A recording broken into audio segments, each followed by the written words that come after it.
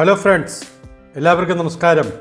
ഇന്നത്തെ വീഡിയോയിൽ വിഷയം ലൈഫ് സപ്പോർട്ടിന് സൗജന്യ ഇലക്ട്രിസിറ്റി ലഭിച്ചുകൊണ്ടിരിക്കുന്ന ഉപഭോക്താവ് സോളാർ സ്ഥാപിച്ചതിൻ്റെ പേരിൽ ആ കൺസെഷൻ ഒഴിവാക്കുന്നതുമായി ബന്ധപ്പെട്ട് ഒരു കേസ് സെക്ഷൻ ഓഫീസ് അതിൻ്റെ അധികാരികൾ വഴി പരാതി വന്ന് അവസാനം ഓംബുഡ്സ്മാൻ്റെ അടുത്ത് എത്തി തീരുമാനം എടുക്കുന്ന ഒരു വിധിയുമായി ബന്ധപ്പെട്ടാണ്. ഒരു കാരണവശാലും സോളാർ സ്ഥാപിച്ചതിൻ്റെ പേരിൽ കൊടുത്തുകൊണ്ടിരിക്കുന്ന കൺസെഷൻ അല്ലെങ്കിൽ സർക്കാർ ഉത്തരവ് പ്രകാരം നൽകിക്കൊണ്ടിരിക്കുന്ന കൺസെഷൻ ഒഴിവാക്കാവുന്നതല്ല എന്നാണ് ഓംബുഡ്സ്മാൻ ഈ വിധിയിലൂടെ പറഞ്ഞിരിക്കുന്നത്. നമുക്കതിൻ്റെ വിശദാംശങ്ങളിലേക്ക് കടക്കാം. ഞാൻ ഈ വീഡിയോയിൽ ബന്ധപ്പെട്ട കൺസ്യൂമറിൻ്റെ ഡീറ്റെയിൽസ് പറയുവാൻ ഉദ്ദേശിക്കുന്നില്ല. താല്പര്യമുള്ളവർക്ക് ഓംബുഡ്സ്മാൻ്റെ വെബ്സൈറ്റിൽ കയറിയാൽ അതിൻ്റെ ഫുൾ ഡീറ്റെയിൽസ് കിട്ടും. സ്ക്രീനിൽ ഞാൻ കംപ്ലീറ്റ് ആയിട്ട് ഓർഡർ പേജ് ബൈ പേജായിട്ട് ഞാൻ കാണിക്കുന്നുണ്ട്. നമുക്ക് ആ ബാക്ക്ഗ്രൗണ്ട് ഓഫ് ദ കേസ് എന്താണെന്ന് നോക്കാം. അവിടെ ഒരു കണക്ഷൻ ഉണ്ടായിരുന്നു, അവർക്ക് 4.985 KW ഉണ്ടായിരുന്നു. പിന്നെ availing concession four using life supporting machine അവർക്ക് ആ സപ്ലൈ കിട്ടിക്കൊണ്ടിരുന്നു. അതിനുശേഷം അവർ 13/6/22 ഒരു ഓൺ ഗ്രിഡ് സോളാർ സ്ഥാപിച്ചു 3.44 KW. അപ്പോൾ ആ സോളാർ സ്ഥാപിച്ചതിൻ്റെ പേരിൽ അവരുടെ കാൽക്കുലേഷനിൽ പ്രകാരം ഈ പറയുന്ന കൺസെഷൻ അവർ ഒഴിവാക്കി. KSEB അതിൻ്റെ കൺസെഷൻ ഒഴിവാക്കി. അതിലെ ലൈസൻസി അവരുടെ എക്സ്പ്ലനേഷനിൽ കൊടുത്തിരുന്നത് ഇങ്ങനെയാണ്: the supply from the licensee or import energy is less than the export. This concession could not be accounted. ശരിക്കും ഈ ഓർഡറിൽ തന്നെ ഒരുപാട് തെറ്റുകളുണ്ട്. തെറ്റുകളെന്ന് പറഞ്ഞാൽ നമുക്ക് ഓരോന്ന് നോക്കുമ്പോൾ നമുക്ക് മനസ്സിലാവും. അപ്പോൾ ഇവിടെ ലൈസൻസി പറയുന്നത് അവരുടെ എനർജി നെറ്റ് എനർജി വരുമ്പോൾ ഈ കൺസെഷൻ പ്രോസസ്സ് ചെയ്യാൻ പറ്റാത്തത്ര കുറവാണ് എന്നൊക്കെയാണ് പറയുന്നത്. അങ്ങനെയൊന്നുമല്ല, സത്യങ്ങൾ അങ്ങനെയൊന്നുമല്ല. നോക്കാം നമുക്ക്. പരാതിക്കാരൻ്റെ ആർഗ്യുമെൻ്റ് ഇതൊക്കെയാണ്. നമ്മൾ ഈ പറഞ്ഞ കാര്യങ്ങളൊക്കെ തന്നെയാണ്. അതായത് നമ്മുടെ 2014 ഇറങ്ങിയ ഒരു ഓർഡർ പ്രകാരം 200 യൂണിറ്റ് ഇവർക്ക് ഈ എക്വിപ്മെൻറ്റ് വർക്ക് ചെയ്യിക്കുന്നതിന് പരിഗണിച്ചിട്ടുണ്ട്. അവർ ഈ കൺസെഷൻ ഈ ലൈഫ് സേവിങ് എക്വിപ്മെൻറ്റ് നൽകിക്കൊണ്ടിരിക്കുന്ന കൺസെഷൻ പരിഗണിക്കുന്നത് നെറ്റ് യൂസ് ഓഫ് എനർജിയിൽ വെച്ചുകൊണ്ടാണ്. അതായത് നമ്മൾ എക്സ്പോർട്ട് ഇമ്പോർട്ടൊക്കെ മൈനസ് ചെയ്ത് കിട്ടുന്ന നെറ്റ് യൂസ് ഓഫ് എനർജി വെച്ചാണ്. അപ്പോൾ ഇദ്ദേഹം ആവശ്യപ്പെടുന്ന അതല്ല, ഇമ്പോർട്ട് എനർജിയിൽ നിന്ന് തന്നെ ഡയറക്റ്റായിട്ട് ഇവർക്ക് അനുവദിച്ചിരിക്കുന്ന 200 യൂണിറ്റ് നേരിട്ട് മൈനസ് ചെയ്തിട്ട് മാത്രമേ ഇതിൻ്റെ സോളാർ ബില്ലിങ്ങിൻ്റെ പ്രോസസ്സുകൾ ചെയ്യാവൂ. ഈ ലൈഫ് സേവിങ് എക്വിപ്മെൻറ്റിന് ഇതൊരു ഓക്സിജൻ കോൺസെൻട്രേറ്റർ ടൈപ്പ് മെഷീനാണ്. ഒരു ദിവസത്തേക്ക് ഏകദേശം 7 യൂണിറ്റ് ആവശ്യമുണ്ട്. അപ്പോൾ 7 3 21 ഏതാണ്ട് 210 യൂണിറ്റ് ആവശ്യമുണ്ട്. ഇതുമായി ബന്ധപ്പെട്ട് 2012 ഒരു ഉത്തരവിൽ 100 യൂണിറ്റ് ആയിരുന്നു ഇതിന് കൺസെഷനായി നൽകിയിരുന്നത്. അതിനുശേഷം 2014 ഇറങ്ങിയ ഓർഡറിൽ ഈ എക്വിപ്മെൻറ്റിന് പൂർണ്ണമായി എടുക്കുന്ന യൂണിറ്റ് തന്നെ കൺസെഷനായി നൽകാമെന്ന് പറയുന്നുണ്ട്. അപ്പോൾ ഇവർക്ക് ഈ മെഷീൻ എത്രമാത്രം യൂണിറ്റ് ഒരു മാസം കൺസെഷൻ കൊടുക്കണമെന്ന് അസസ് ചെയ്യുന്നത് അതാത് സെക്ഷൻ ഓഫീസ് AE ആണ്. അപ്പോൾ ഇദ്ദേഹം ഇവിടെ ആവശ്യപ്പെടുന്നത് 2 ലക്ഷം രൂപ മുടക്കിയാണ് ഇദ്ദേഹം ഈ സോളാർ സ്ഥാപിച്ചത്. വർഷം ഇതിൻ്റെ പലിശ ഇനത്തിൽ തന്നെ 17,000 രൂപ വരുന്നുണ്ട്. അത് ഇദ്ദേഹത്തിന് ലയബിലിറ്റി ആണ്.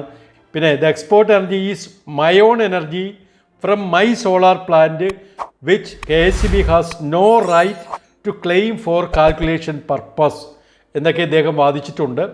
പിന്നെ റെസ്പോണ്ടൻറ്റ് KSEB പറയുന്ന ഈ ഡേറ്റിൽ അവരൊരു സോളാർ സ്ഥാപിച്ചു. അപ്പോൾ ഈ 7-ാം മാസത്തെ ബില്ലിൽ ഈ ഓൾഡ് മീറ്ററിൻ്റെയോ ന്യൂ മീറ്ററിൻ്റെയും റീഡിങ് കമ്പൈൻഡ് ആയിരുന്നു. അതുകൊണ്ട് പാർഷ്യലി അവർ ലൈഫ് സപ്പോർട്ട് സ്കീം കൺസെഷൻ ആ ബില്ലിൽ വരുത്തിയിരുന്നു.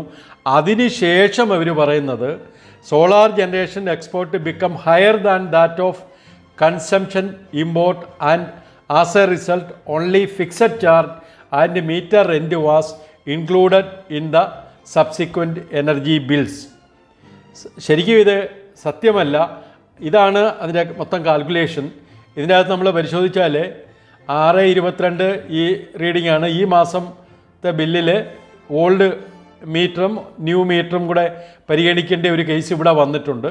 അത് കഴിഞ്ഞ് നമ്മൾ ഓരോന്ന് പരിശോധിച്ച് കഴിഞ്ഞാൽ ഇവിടെ എല്ലാം എക്സ്പോർട്ട് ഇമ്പോർട്ടിനേക്കാളും കുറവാണ്. ഇതാണ് ഇമ്പോർട്ട്, എക്സ്പോർട്ട് കുറവാണ് എന്ന് പറഞ്ഞാൽ ഇവർക്ക് കറണ്ട് ചാർജ് അങ്ങോട്ട് അടയ്ക്കേണ്ട ആവശ്യമുണ്ട്.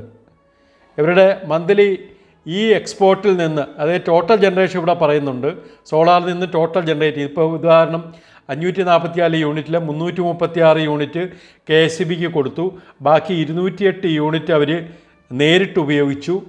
അപ്പോൾ ഇത് തമ്മിൽ നോക്കുമ്പോൾ 336 യൂണിറ്റ് മാത്രമാണ് അങ്ങോട്ട് കൊടുത്തത്, 427 യൂണിറ്റ് ഇങ്ങോട്ടെടുത്തു. തീർച്ചയായിട്ടും അവർക്ക് കറണ്ട് ചാർജ് ഉണ്ട്. അതിൻ്റെ കുറച്ചുകൂടെ ഡീറ്റെയിൽസ് ഞാനിവിടെ ഈ റെഡ് കളറിൽ കാണിച്ചിട്ടുണ്ട്. എന്തോ ആയിക്കോട്ടെ, ഇവർ പറഞ്ഞിരിക്കുന്നതനുസരിച്ച് ഈ ഓംബുഡ്സ്മാൻ്റെ ഓർഡറിലും താഴോട്ട് അവർ കൺക്ലൂഡ് ചെയ്യുന്നതിലൊക്കെ പറഞ്ഞിരിക്കുന്ന ഈ ടേബിളിനെ അടിസ്ഥാനപ്പെടുത്തിയല്ല.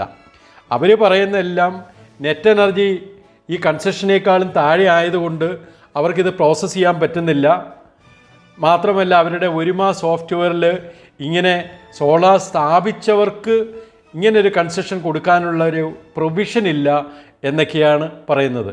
ഇവിടെ പറയുന്നത് ഈ ഒരുമ സോഫ്റ്റ്വെയറിൽ ഇവർ ഇതനുസരിച്ച് ഭേദഗതികൾ വരുത്തി 6/23 7/23 അവർ പരിഗണന കൊടുത്തു എന്നൊക്കെ ഇവിടെ വാദിക്കുന്നുണ്ട്. പിന്നെ but the decision four whether solar, എന്നിട്ട് അതവർ ചെയ്തുവെങ്കിലും അവർ പറയുന്നത് ഇങ്ങനെ സോളാർ പ്രൊസ്യൂമേഴ്സിന് അല്ലെങ്കിൽ സോളാർ കൺസ്യൂമേഴ്സിന് ഈ ഒരു പരിഗണന, അതായത് ലൈഫ് സേവിങ് സപ്പോർട്ടിന് ഫ്രീ ഇലക്ട്രിസിറ്റി കൊടുക്കുന്ന ആ ഒരു പരിഗണന അതൊരു KSEBിയുടെ ഒരു പോളിസിയാണ്. അതുകൊണ്ടത് കറക്റ്റായിട്ട് അവർക്ക് തീരുമാനിക്കാൻ പറ്റില്ല എന്നൊക്കെ ഇവർ വാദിക്കുന്നുണ്ട്. അപ്പോൾ ഇവർ ഇതിനിടയ്ക്ക് ഈ പരാതി CGRFൽ കൊടുക്കുന്നു, കൊട്ടാരക്കര CGRFൽ കൊടുക്കുന്നു. അവിടെ അവർ പറഞ്ഞത്, അവരുടെ വിധി ഇതായിരുന്നു. ഞാൻ പറഞ്ഞല്ലോ, CGRF എന്ന് പറയുന്നത് KSEBിയുടെ തന്നെ ഒരു വിങ്ങാണ്.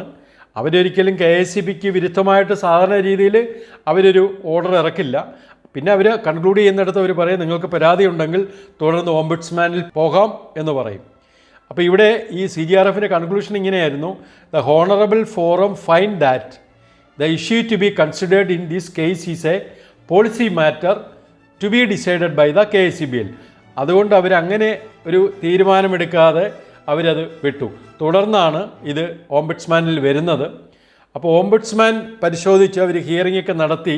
അതിലവർ പറയുന്നത് ഈ സെക്ഷൻ 65 പ്രകാരം സ്റ്റേറ്റ് ഗവൺമെൻറ്റിന് ഇത്തരത്തിലുള്ള കൺസെഷൻസ് കൊടുക്കാം എന്ന് ഒക്കെ ഇവിടെ അതവർ കോട്ട് ചെയ്ത് പറയുന്നുണ്ട്. എന്നിട്ട് 2014 ഇറങ്ങിയ ഉത്തരവ് പ്രകാരം ഇവരുടെ ഈ എക്വിപ്മെൻറ്റിന് ആവശ്യമുള്ള എനർജി ഫ്രീ ആയിട്ട് കൊടുക്കാം എന്ന് പറയുന്നുണ്ട്. അതിൽ 100 യൂണിറ്റ് വരെ KSEB അത് ബിയർ ചെയ്യണം. 100 യൂണിറ്റിന് പുറത്ത് വരുന്ന സപ്ലൈ ഗവൺമെൻറ് അത് ബിയർ ചെയ്യും എന്നും പറയുന്നുണ്ട്. ഇപ്പോൾ അവർക്കൊരു 250 യൂണിറ്റാണ് എടുക്കേണ്ടതെങ്കിൽ അതിൽ ആദ്യത്തെ 100 യൂണിറ്റ് KSEB വഹിക്കണം, ബാക്കി 150 യൂണിറ്റ് ഗവൺമെൻറ് അതിൻ്റെ കോമ്പൻസേഷൻ കൊടുത്തുകൊള്ളും എന്നൊക്കെയാണ് പറഞ്ഞിരിക്കുന്നത്. ഈ കേസിൽ, നമ്മൾ പറയുന്ന കേസിൽ 200 യൂണിറ്റാണ് അനുവദിച്ചിരിക്കുന്നത്.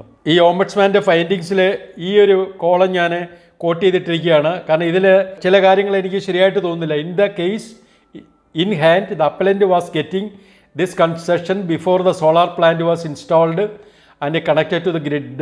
When the solar plant was installed, the consumption was lesser than generation in the solar plant and hence there is no provision to enter the data in the Oruma net. ശരിക്കും അത് സത്യമല്ല, അങ്ങനെ ഒരു സംഭവമല്ല. ഞാൻ ആ ടേബിൾ കാണിച്ചില്ലേ, അതിനകത്ത് അങ്ങനെയല്ല കാര്യങ്ങൾ.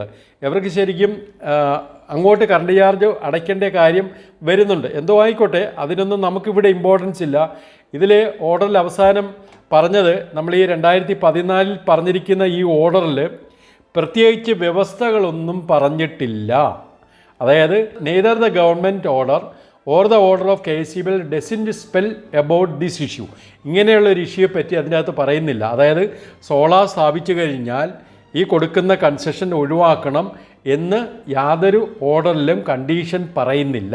അതുകൊണ്ട് ഈ ഓംബുഡ്സ്മാൻ എയ്ക്ക് ഡയറക്ഷൻ കൊടുത്തിരിക്കുകയാണ്, നിങ്ങൾ ഒരുമാ നെറ്റിൽ കറക്ഷൻസ് വരുത്തുക, അപ്പോൾ അത് കറക്ഷൻസ് വരുത്തുന്നത് വരെ നിങ്ങൾ ഈ തരത്തിൽ ഡാറ്റ എൻട്രി ചെയ്യണം. അതായത് ഇമ്പോർട്ട് ഓഫ് എനർജി നമ്മൾ എൻട്രി ചെയ്യേണ്ടിയെടുത്ത് അവരുടെ കൺസെഷൻ കുറയ്ക്കണം. കൺസെഷൻ 200 യൂണിറ്റാണ്. അപ്പോൾ ഇവിടെ ഈ പറയുന്ന ഇതാണ് ഇമ്പോർട്ടിൽ എൻട്രി ചെയ്യേണ്ട റീഡിങ്. ഇതിൽ നിന്നും 200 യൂണിറ്റ് മൈനസ് ചെയ്തിട്ട് മാത്രം നിങ്ങൾ വരുമാനത്തിൽ എൻട്രി ചെയ്യുക. The concession granted by the government is without any condition and hence the appellant is eligible to get concession throughout. In any way, the concession permissible is only as per the government order. If the import is lesser than concession, then the net import is to be considered as zero. എന്ന് പറഞ്ഞാൽ ഇവരെടുക്കുന്ന import ഞാൻ പറഞ്ഞാൽ 200 unit concession കൊടുക്കുന്നുണ്ട്. Import ഇപ്പോൾ അവരൊരു 150 unit ആണെങ്കിൽ ഈ 200 അവിടെ മൈനസ് ചെയ്യാൻ പറ്റില്ല. അങ്ങനെ വരുന്ന കേസിൽ ഇത് ബാധകമല്ല. അവിടെ ഇതിൻ്റെ import energy net import energy 0 ആയിട്ട് എടുക്കണം എന്നും പറയുകയാണ്. വളരെ ന്യായമുള്ള കാര്യമാണത്. അപ്പോൾ ഇതെല്ലാം കൂടെ കൺക്ലൂഡ് ചെയ്ത് ഡിസിഷനായിട്ട് ഇവിടെ പറഞ്ഞിരിക്കുകയാണ്. The appellant is eligible to get the concession as per the government order. കാരണം അവിടെ ഓർഡറിൽ പ്രത്യേകിച്ച് കണ്ടീഷൻസ് ഒന്നും പറഞ്ഞിട്ടില്ല. The licensee may authorise section engineer to enter the data on making the necessary correction of concession or any other suitable mechanism to get this concession. തുടർന്ന് ആ വരുമാന net software ഇതിനു വേണ്ടി ഭേദഗതി വരുത്തുകയും ചെയ്യണം. അപ്പോൾ ഇതാണ് എൻ്റെ ഈ വീഡിയോയുടെ കണ്ടൻറ്റ്. പറഞ്ഞതിൻ്റെ ഉള്ളടക്കം ഇതേ ഉള്ളൂ. നമ്മളിൽ പല കൺസ്യൂമേഴ്സും ഓൾറെഡി ലൈഫ് സേവിങ് എക്വിപ്മെൻറ്റിൻ്റെ ഒരു സൗജന്യ വൈദ്യുതി സ്വീകരിച്ചു കൊണ്ടിരിക്കുന്നവരാണ്. അങ്ങനെയുള്ള ആൾക്കാർ സോളാർ സ്ഥാപിച്ചു കഴിഞ്ഞാൽ ഒരു കാരണവശാലും ആ കൺസെഷൻ ഒഴിവാക്കപ്പെടുന്നില്ല. അത് തുടർന്നും കണ്ടിന്യൂ ചെയ്യേണ്ടതാണ്. സോഫ്റ്റ്വെയറിലൊക്കെ അതനുസരിച്ച് നിങ്ങൾ മാറ്റം വരുത്തേണ്ടതാണ്. ശരിക്കും ഈ കേസ് ഞാൻ പരിശോധിച്ചതിൽ ഇതിൻ്റെ ഈ ആപ്ലിക്കൻ്റ് എന്ന് പറഞ്ഞാൽ നല്ലൊരു ഔദ്യോഗിക തലത്തിൽ ഇരുന്ന ആളുമാണ്, സമൂഹത്തിൽ വളരെ സ്വാധീനം ഉള്ള ഒരു വ്യക്തിയുമാണ്. ഈ കാര്യങ്ങളെല്ലാം അറിയത്തക്കവണ്ണം എഡ്യൂക്കേഷനും ഇദ്ദേഹത്തിനുണ്ട്. ഞാൻ പറഞ്ഞു വരുന്നത്, ഒരു സാധാരണക്കാരന് ഈ സ്ഥിതി വന്നാൽ ഈ പറയുന്ന നടപടിക്രമങ്ങളിലൂടെ എത്രമാത്രം അദ്ദേഹം ശക്തമായി മൂവ് ചെയ്യും എന്ന കാര്യത്തിൽ എനിക്ക് സംശയമുണ്ട്. എന്നെ കേൾക്കുന്നവർ ദയവായി ഇത് മനസ്സിലാക്കുക. നമുക്കെല്ലാം നീതിപീഠത്തിൽ നിന്നും നമുക്ക് ന്യായം ലഭിക്കും. അതുകൊണ്ട് ഇതിനുള്ള നടപടിക്രമങ്ങൾ നിങ്ങൾ കൃത്യമായി ചെയ്യണം. ഇതിനൊന്നും വലിയ ചിലവ് വരുന്ന കാര്യങ്ങളല്ല. ഈ CGRFലും തുടർന്ന് ഓംബുഡ്സ്മാനിലും പോകുന്ന കാര്യങ്ങളിൽ വലിയ ചിലവ് വരുന്ന കാര്യങ്ങളല്ല. മാത്രമല്ല ഈ കേസിൽ തന്നെ ഹിയറിംഗ് നടത്തിയത് ഇദ്ദേഹത്തിൻ്റെ വീട്ടിനടുത്ത് തന്നെയാണ്. ഇതിൻ്റെ ഔദ്യോഗിക ആൾക്കാർ ഇദ്ദേഹത്തിൻ്റെ വീട്ടിനടുത്ത് വന്നാണ് ഈ ഹിയറിംഗ് നടത്തിയത്. അതുകൊണ്ട് നമുക്കിതിൻ്റെ അകത്ത് ചിലവുകൾ വരുമെന്ന് കരുതി പേടിച്ച് നിങ്ങൾ ഒഴിഞ്ഞു മാറരുത്. അപ്പോൾ ദയവായി ഈ ഇൻഫർമേഷൻ നിങ്ങൾ കൂടുതൽ ആൾക്കാരിലേക്ക് ഷെയർ ചെയ്യുക. എൻ്റെ ഈ ചാനലിൽ ഇതുപോലുള്ള ധാരാളം ടെക്നിക്കൽ വീഡിയോസ് ലഭ്യമാണ്. ഇനിയും നിങ്ങൾ സബ്സ്ക്രൈബ് ചെയ്തിട്ടില്ല എങ്കിൽ ദയവായി സബ്സ്ക്രൈബ് ചെയ്ത് സപ്പോർട്ട് ചെയ്യുക. നമുക്ക് മറ്റൊരു ഇൻഫർമേഷനുമായി വീണ്ടും കാണാം. ക്ഷമയോടെ ഈ വീഡിയോ ശ്രദ്ധിച്ചതിന് ഞാൻ നന്ദി പറയുന്നു. Thank you.